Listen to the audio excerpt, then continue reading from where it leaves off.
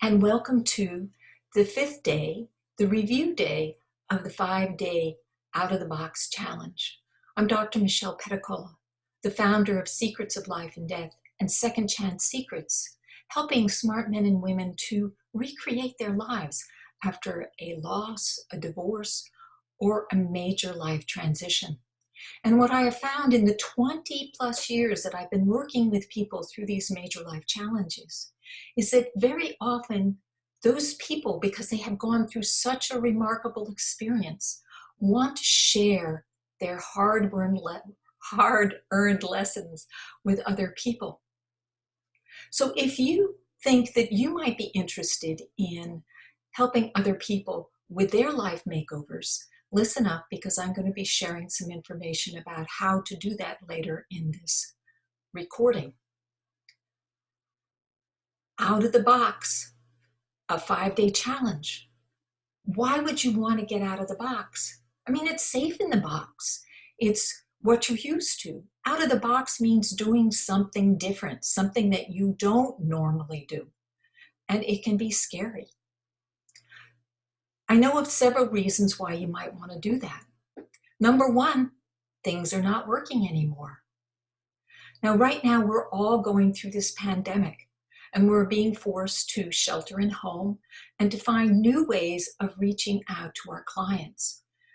If you are a speaker who is used to speaking on stage in person, this is a huge change.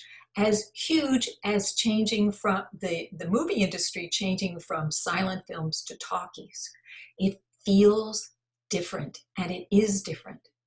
For example, you have to learn all these new ways of addressing the screen.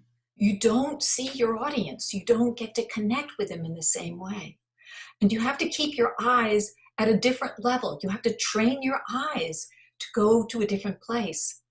But most importantly of all, is that when you speak in a large room with a lot of people, you speak much louder.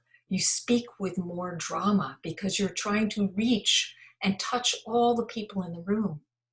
But when you're speaking on video, when you're speaking on Facebook Live, you are speaking individually to each and every person who listens to your message. And so you want to have it more intimate. Now, I struggled with this for almost a year. How to get that tone of voice more conversational, not so presenting, not so performance-like. And what I found is that stepping out of the box has made a huge difference. I'm going to share with you later on some of the discoveries I've made about this out-of-the-box practice. But that's one of the reasons. You're a professional speaker, and you have to adapt to this new methodology, this new technology. Number two, you may have been thrown out of the box because of a loss or a divorce or some major transition, and what you were doing before is no longer an option. Maybe it's a job, and the job is gone. And so now you're trying to think, well, how can I shift? How can I change?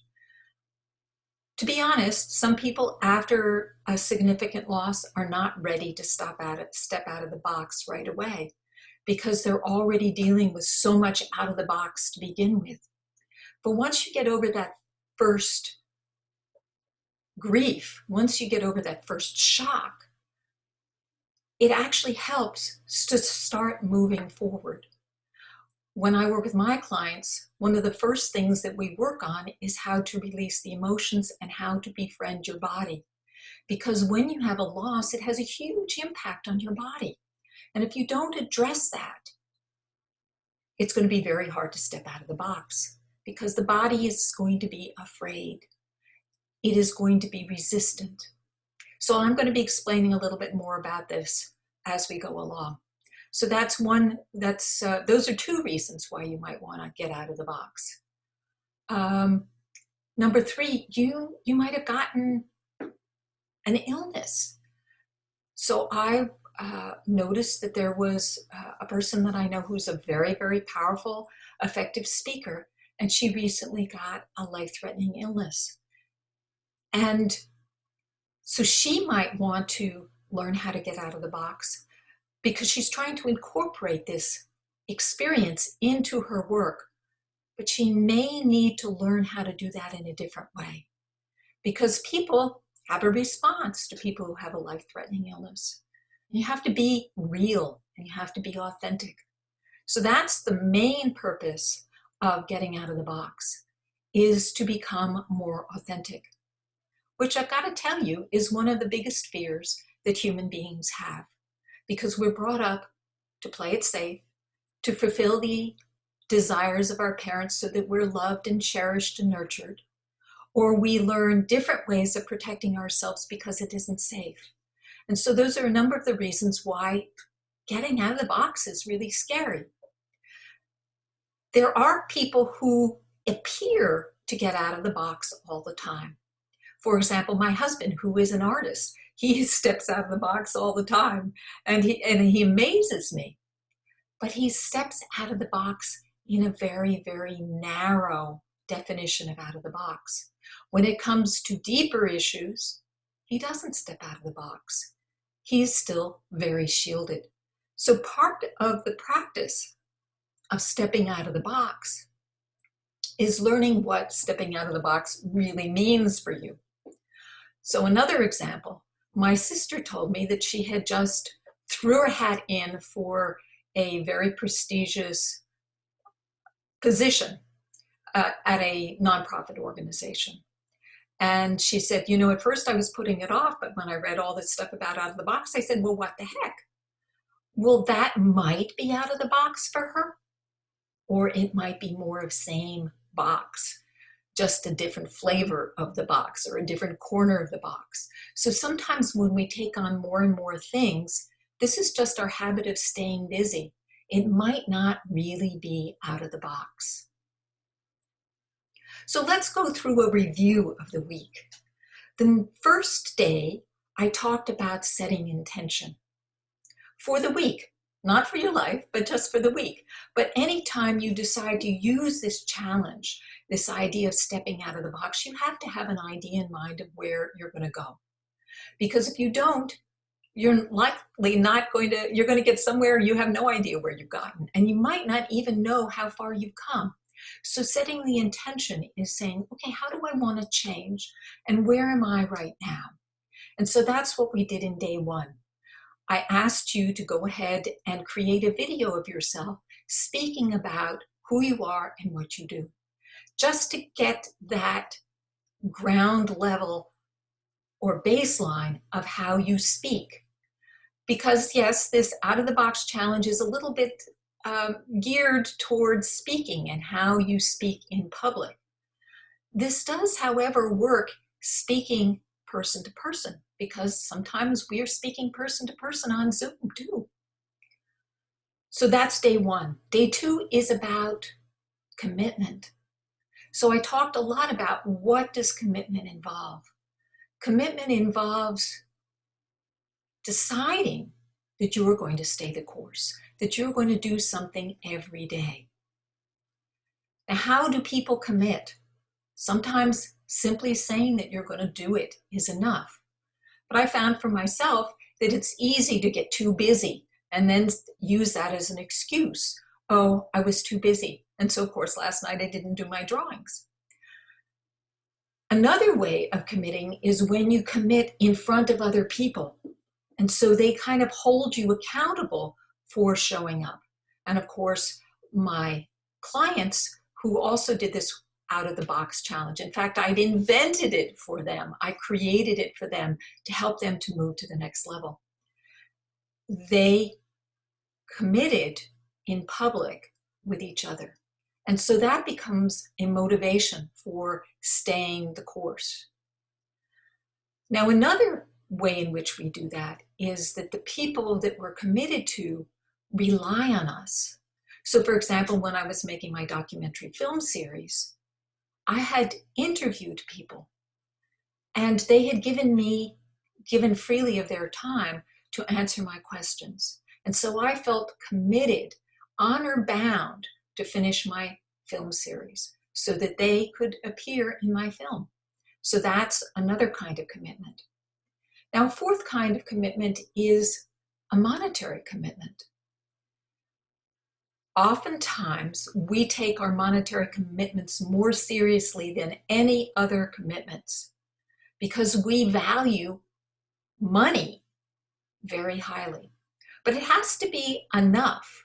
If it's too small, you can write it off. You can say, okay, well, I lost that $100. I didn't go to that event, but I was too busy and I can let it go. I've done that. $100 isn't motivating. Thousands of dollars, different story. Hundreds of thousands of dollars, like buying a house, really big story. Then you are totally, totally committed. But there's another side of this commitment also, and that has to do with commitment to yourself. When you put the money down for your own self-improvement, already you're stepping out of the box. You were saying, I'm worth it. I am worth investing. I am worth this much money.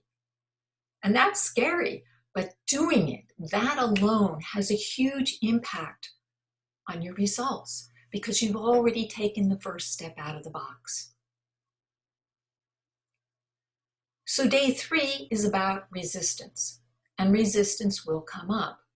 One of the reasons my clients have been so successful is we've been working on the issue of resistance. We've been working on how to deal with the body when the body gets scared, when that inner child inside of you freaks out or has a tantrum or whatever and says, no, I'm not going to do it. That's right. We have to navigate that. We have to dance around that. We have to recognize when we have a good excuse or just resistance. And so, of course, we have a good excuse. And one of the biggest excuses is we're too busy. Everybody is too busy. The question is this important enough? Are you just spinning your wheels in your busyness, or are you really making a difference in your life? And that's a big question. So some of the excuses we have are I'm too busy, or a crisis happens, or maybe you get sick, or maybe an emergency shows up, or your child needs your attention, or your husband needs your attention, or Toastmasters needs your attention. These are all ways in which we put ourselves aside. And the purpose of getting out of the box is to change that pattern. So that's one of the things that I can work with you on, is how to deal with the resistance. I had a woman come to me because she read the Riot Act from her husband, and he basically told her that she needed to change her patterns. She had become a workaholic. She needed to change her patterns or he was going to leave her. And so she tried a psychotherapist first, and then she came to see me because she wasn't getting anything out of psychotherapy. He was a very, highly recommended psychotherapist. But I worked from a coaching perspective so that we worked together. And the first thing I did was help her release the emotional wounds that had never been healed.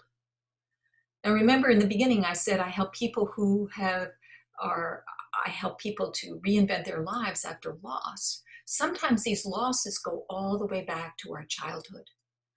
And those losses are what hold us back, that prevent us from stepping out of the box. So after working with me, she healed the loss. And now she is a 6-figure coach, a high-end coach. She does really, really well. And she is amazing. Sometimes it's just that little tweak. You think, oh, this is so small, but it's not so small because the resistance is huge. So the next day, the 4th day, was about discovery. What are you discovering from being out of the box? If you don't pay attention, you won't learn. If you don't track the changes, you don't learn. So in each of these days, I've invited you to speak in a different archetypal style. For example, the pleaser on day 2, and the controller on day 3, and the performer on day 4, which is what we're talking about today. Now, the performer, if you're used to speaking in public, is a really difficult one to let go, because if you've been speaking as long as I have, for over 20 years, then it is deeply ingrained. And if you have an audience, it's really hard not to suddenly get all excited and get all performy. So that's one of the things I noticed, is that when I get in front of people, like on Toastmasters, my voice changes, my tone changes. Or if I step back further away from the screen, I become more performance oriented. So becoming aware of the nuances. It's difficult to change patterns and behaviors that have been around for a long time. That's why when I work with my clients, I work with them for a full year to change the patterns, and also to incorporate their lessons and their realizations into their life work. So those are the 4 days. Today, we're going to celebrate. So I invite you to go ahead and post in the Facebook group where this is showing up your discoveries in getting out of the box. What I found in my own experience was that I got more creative. I had more ideas. I also got a hell of a lot more energy. I got excited.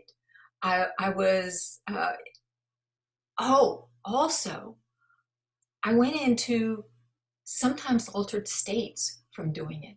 Because when you get out of the box, when you change your behavior, you are on alert. You are in a different psychological state of awareness. And most of us, totally understandable, operate from habit. We get up, we eat our breakfast, we go to work, we take a walk. I have many times been walking through my favorite place, which is the cemetery, and suddenly woken up to realize that I'm halfway through my walk, and I don't even remember climbing up that difficult hill. I have no recollection at all. That's how much I have been in habit, and I have been caught up in my mind, in my brain, in my thoughts, in my preparation for the future, or revisioning or reviewing the past. So that's another discovery that I've had about this. Now, I'm going to continue to experiment with out of the box because I want to see how far I can take it. One of the things I've noticed is that as soon as you step out of the box doing one thing, it's no longer out of the box. It's now part of your arena of possibilities. So, for example, I did a live on Instagram for the first time this past week. And that was scary because I'd never done it before. And I also did it in the cemetery, which I had never done before. Now it's not out of the box. Now I can go to the cemetery. I know where the cell phone connections are, and I can go ahead and do a Facebook Live. I can even do it without being all dressed up, without lights, without preparation. In fact, when I do that, I actually find it easier to behave differently because everything is so different. And so my awareness is really electrified. It's really amped up. So that's the discovery. So today, as I said, it's about celebration. Go ahead and post your discoveries. Go in, if you're ready to post your videos, post your videos. And if you're feeling a little shy, because I understand you may not feel like it's up to par and you don't want to share it with other people, you can go ahead and upload it to YouTube, make it a, not a private link, but a unlisted, and send me the link and I will go and check it out and I will give you some gentle, loving, reassuring feedback. So I want to review what are the benefits of being out of the box. So one of the benefits is that you break habits. You break patterns that have been habitual for a long time. You excite creativity because you are stimulating a different side of your brain, particularly if you do exercises that cause you to operate from your right brain instead of your left brain. It also promotes courage. Indeed, it does. It promotes courage because when you step out of the box, even a little bit, it makes it easier for you to step out of the box a little bit more.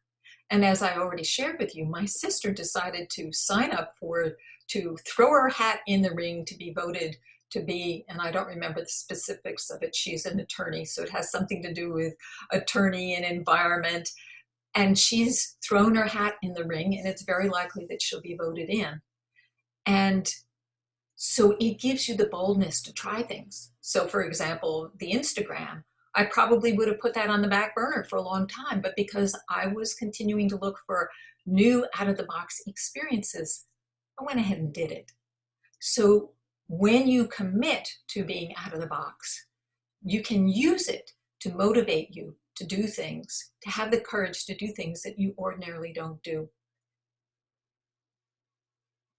And finally, when you do out-of-the-box activities, you are changing the neural networks in your brain. That is, we change our body by action. When you take action, you start to change the patterns. Of course, they need to be repeated over and over again. As I said, that's why I work with my clients for a whole year. It takes time. And resistance will come up. Fears will come up. Excuses will come up. And I'm there to hold the container and hold you accountable.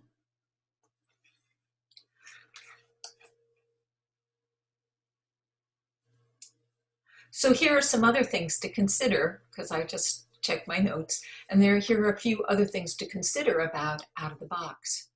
So some of the reasons why you might not want to get out of the box is that you feel imperfect. And indeed, you are going to be imperfect the first time you get out of the box because you're going to be doing things that you've never done before. But if you're a perfectionist, like I was brought up to be a perfectionist, that's scary.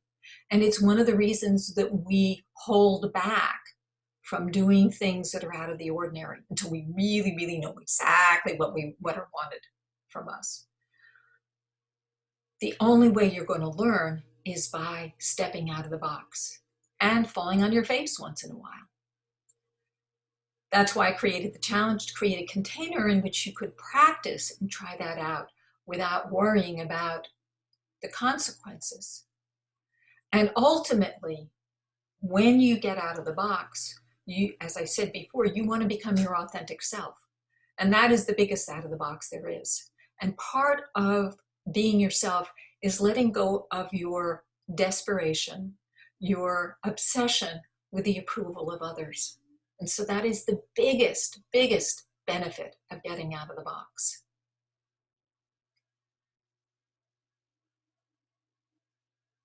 So I told you, I promised I would share with you some information about how you can take this out of the box and this training and see how you can incorporate it into your life and work.